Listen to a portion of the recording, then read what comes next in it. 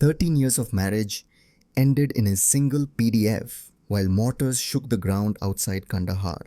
An email shook me harder than any explosion. The subject line said, "Let's be adults about this." And inside, my wife told me it was over. She had filed the divorce, drained our bank accounts, and moved another man into my home. My name is Nathan, 42 years old, Staff Sergeant with the 82nd Airborne. And this is the story of how betrayal nearly destroyed me and how I turned it into my mission. People think betrayal comes suddenly like a gunshot you never hear. But the truth, it creeps in quietly, like rust eating away at steel. And long before that email arrived in my inbox, I had already started noticing the corrosion. 6 months before my deployment, Becky had already begun pulling away. She stopped asking how my day was. She stopped listening to my stories about training, about my guys, about the deployments that shaped me. At first, I told myself it was stress, that life at home was harder than I gave her credit for. That being married to a soldier was a lonely job, even if you never put on the uniform yourself. But then the little things started piling up. She started working late at the dental office where she was just a receptionist. But somehow, those late nights didn't add up. Her gym bag lived in the back seat of her car, but her muscles never seemed sore. New clothes appeared in her closet, outfits I'd never seen before. And there were new friends I never met, who always seemed to need her time. She changed her phone password. She stopped leaving it lying around. The woman who once asked me to help her pick the right dress now dressed for someone else. I wasn't blind, I wasn't a fool, but I also wasn't a man who stormed into accusations without proof. My father had taught me, think before you act, be sure before you strike. And so I watched, I listened, and I prepared. Preparation. That's what the army drills into you. Anticipate the ambush before it happens. Anticipate betrayal before it guts you. So, while Becky drifted away, I quietly secured what mattered most. I rented a small storage unit across town. Inside, I placed the documents that defined my life: my birth certificate, our marriage license, the deed to our house. Things only I should control, especially since the VA loan was in my name. I moved my grandfather's watch there, the one he carried through Korea. My mother's silver, the last memory of her before cancer took her away.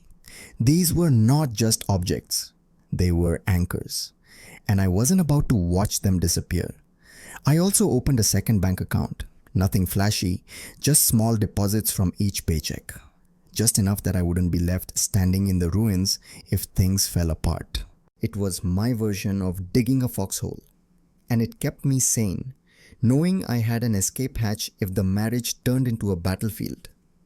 The night before I deployed, she hugged me at the airport, but it wasn't the tear-streaked farewell I'd seen from other wives. Her eyes were dry, her embrace polite, like a co-worker saying goodbye at the end of a shift. Not a wife saying goodbye to her husband heading into a war zone. Part of me knew, right then, that our story was ending. But a man always hopes he's wrong, especially about the people he loves. And here's something most people don't want to admit when trust erodes. Denial becomes the glue that keeps the relationship standing.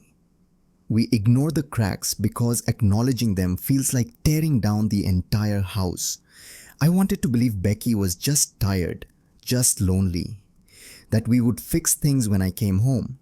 But deep down, I already knew, and that's why the email didn't surprise me. It hurt, yes, but surprise, no. By the time betrayal arrives in the inbox, your gut has usually known it for months.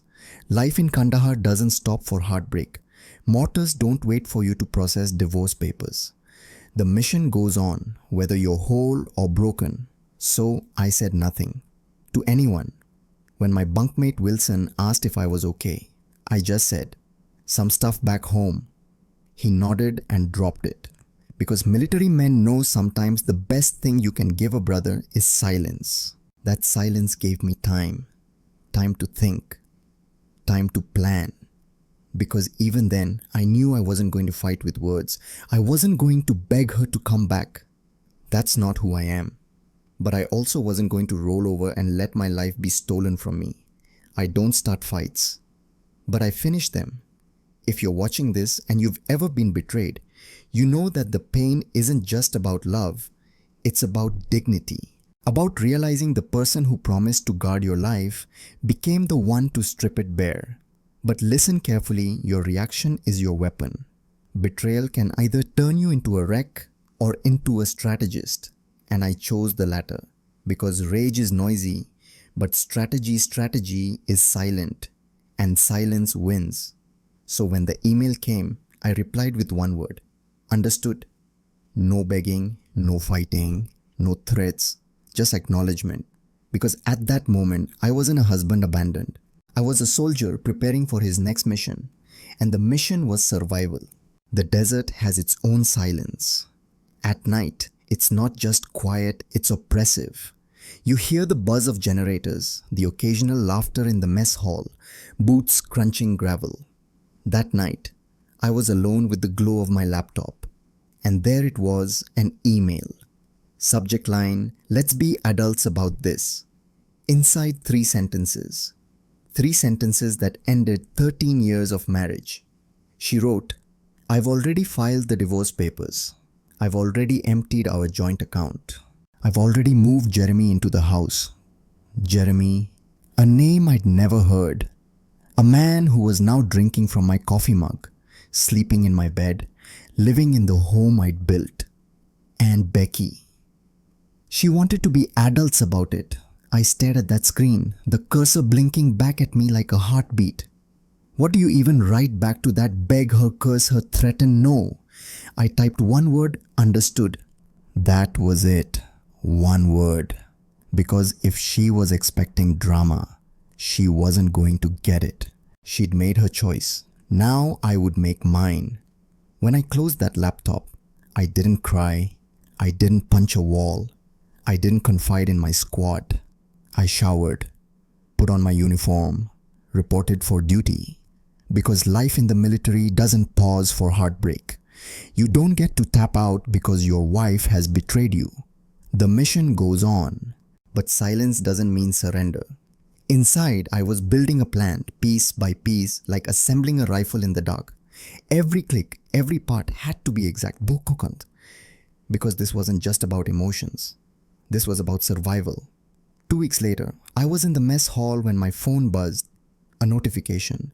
Bank withdrawal $88,500. I froze. That was almost everything left in our joint account. When I logged in, my balance mocked me $22.37. Years of saving, gone, like sand slipping through fingers. I called the bank from the base's phone center. They told me Becky had been transferring money for weeks, small amounts at first, then larger ones, until there was nothing left. And that's when it hit me. This wasn't a messy breakup. This wasn't a wife moving on. This was theft, a calculated, deliberate robbery, and I was the target. If you've ever been betrayed financially, you know the sting cuts deeper than lost love. Money isn't about greed, it's about time. It's every hour you worked, every deployment, every drop of sweat. Watching it vanish is like watching years of your life stolen in seconds. But here's the truth: when someone weaponizes your love against you, you need to stop fighting for them and start fighting for yourself. That night, Wilson, my bunkmate, found me staring at the ceiling. He asked, "What's your plan?" And that simple question shifted everything, because until then, I'd only felt the sting of betrayal, but a plan that was action. That was control. I didn't tell him details, but I knew. I wasn't going to confront Becky.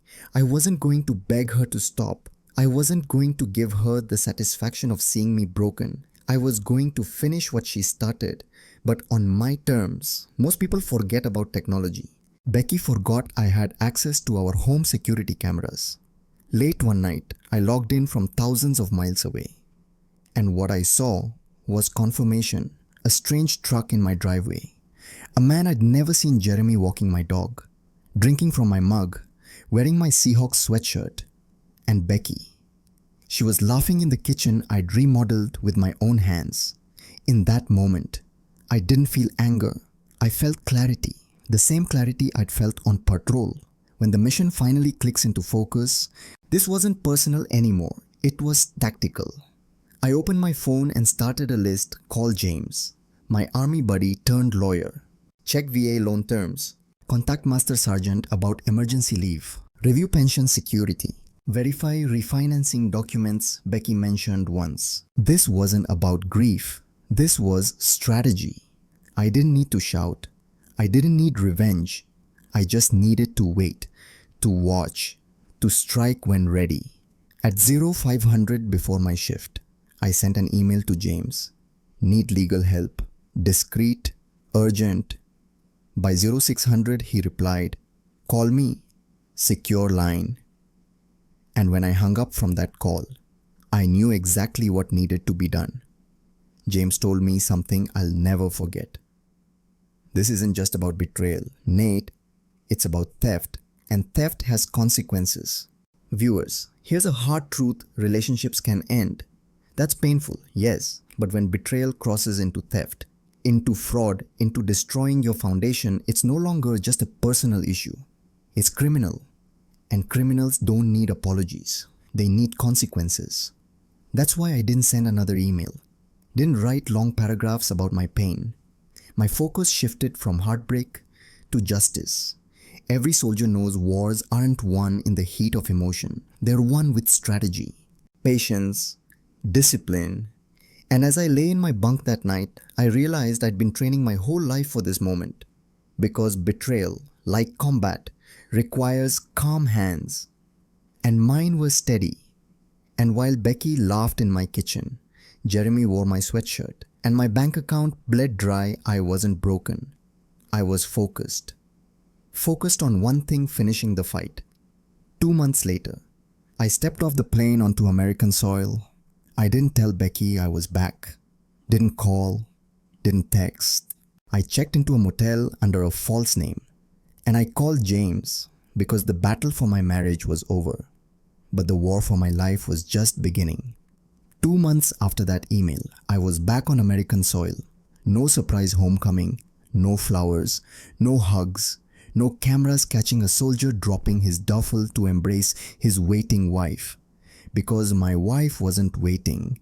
She was living with another man in my house, spending my money, and I wasn't about to give her the satisfaction of knowing I was back.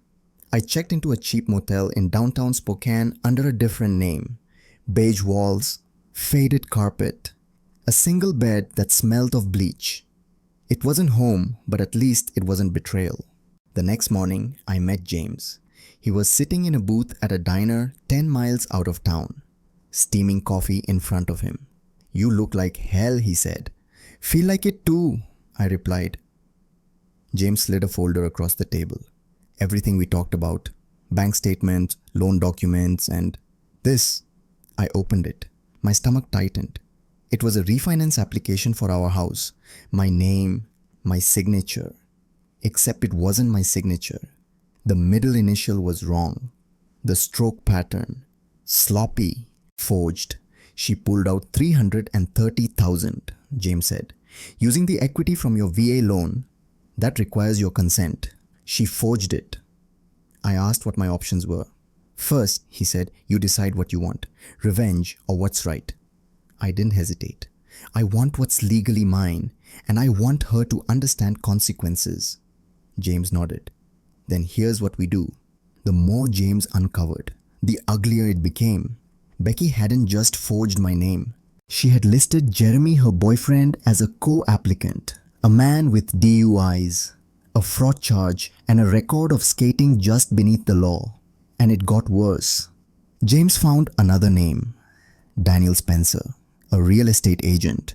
He specialized in quick cash sales. Homes offloaded far below market value. Spencer and Jeremy had worked together before. And Becky, she had handed them the keys to our home. This wasn't just betrayal. This was a scheme, an operation, a pipeline of stolen homes and broken families.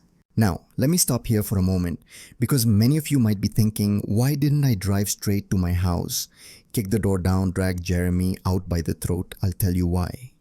Because emotion burns quick. Strategy lasts. If I had stormed in, I'd look like the crazy husband, the jealous soldier back from war. But if I gathered proof documents, recordings, witnesses, then I wasn't just a bitter ex. I was the victim of fraud, and fraud has consequences. So I walked into the bank that had processed the refinance. I sat down with the loan officer, showed him my military ID, my driver's license, my real signature. Then I placed the forged documents in front of him. His face drained of color. "I'll need to report this immediately," he stammered. "I understand," I said. "I already filed a police report." In that moment, the tide began to turn. The bank froze the refinance funds, and Becky's scheme, which she thought was airtight, started to crack. That night, I got a text from Becky. "Who have you been talking to at the bank? Jeremy says someone's been asking questions." I didn't reply. The next day, "Nathan, we need to talk. The bank is saying something about fraud. What are you doing?" I let it go to voicemail because she didn't deserve my words anymore. She deserved silence and the law. James kept digging. He found that Jeremy had been using my truck in my name. He'd been pulled over, driving on a suspended license. The cops impounded it. And then James dropped the bomb. There were prescription pads in the truck, he said. From Becky's dental office. Not blank ones either. Filled. I closed my eyes. Becky wasn't just stealing from me. She was now tied to medical fraud. And the web kept spinning. James made the call. The FBI's Financial Crimes Division. Because this wasn't just about me anymore. This was about federal loans, interstate fraud, organized conspiracy. When Agent Patel and Agent Donovan walked into that Spokane field office, they already had a file open. Jeremy and Spencer were suspects in multiple cases. I wasn't their first victim, but I could be the one to bring the whole operation down. I gave them everything: the forged documents, the bank records, the camera footage, and with each page, I felt less like a betrayed husband and more like a soldier back on mission. Betrayal doesn't always end with heartbreak. Sometimes, it exposes an entire system of lies. And when you're standing in the wreckage, you have a choice: collapse with it or rebuild stronger. For me, the mission had shifted. I wasn't fighting to win Becky back. I wasn't even fighting just for myself. I was fighting for every soldier who left their home, believing it would be safe only to come back to ruins. And I wasn't going to stop until justice was served. Becky thought she'd broken me. Jeremy thought he'd played me. Spencer thought he'd cash out on my home. But what they didn't know was this: soldiers don't quit. We don't crumble. We plan. We wait, and when the moment comes, we strike, and soon that moment would arrive. Because the FBI was watching, the walls were closing in, and their empire of fraud was about to fall. I didn't storm into my old house. I didn't knock on the door. I sat down the street in my car, watching. Jeremy's truck sat in the driveway, bold as if he owned the place. Becky's car was parked right beside it, from where I sat. I could see the curtains I had hung, the porch light I'd installed. My fingerprints were on that house literally. And yet I was the stranger now, watching my life being lived by imposters. At 9:45 that morning, Becky drove away. She thought I was supposed to meet her at Riverfront Park, where she wanted to talk things out. Instead, I stayed put. 20 minutes later, a car pulled up with a real estate logo plastered on the door. Out stepped Daniel Spencer, the agent James had warned me about. Jeremy came out to greet him. A handshake in the driveway like they were business partners. Then both of them walked inside. James, sitting in the passenger seat next to me, whispered, "Showtime." They thought they were alone. They thought Becky was busy buying time at the park. But I still had access to my home's security cameras inside and out. I pulled up the live feed on my phone and angled it so James could see. There they were, standing in my living room. Spencer snapping photos. Jeremy pointing at features of the house like it was his property. We'll list by the end of the week. Spencer said, got a buyer already, cash offer? As usual. Jeremy nodded. Smug. What about the husband? He's been causing trouble. Spencer waved dismissively. Military guys are all the same. They make noise. But with deployments, they don't have time to fight. He'll settle. They always do. James pressed record on his phone. Every word captured. I sent the footage straight to Agent Patel with 2 words, happening now. 30 minutes later, unmarked vehicles rolled into the neighborhood. Agents in plain clothes fanned out, quiet but deliberate. Then, like clockwork, the front door of my house burst open. Spencer and Jeremy were led out in handcuffs, faces pale, eyes darting around like rats caught in the light, from my car down the street. I watched the life I had built, my home, my marriage, my future, become the scene of a federal raid. And then Becky arrived. She pulled up in her car, expecting to find me at the park. Instead, she found flashing lights, agents swarming, boxes being carried out of the house. She stepped onto the lawn, hands over her mouth. Shock, fear, maybe guilt. From where I sat, I couldn't hear her words, but her body said enough. She wasn't in control anymore. The scheme she'd helped set in motion was collapsing around her.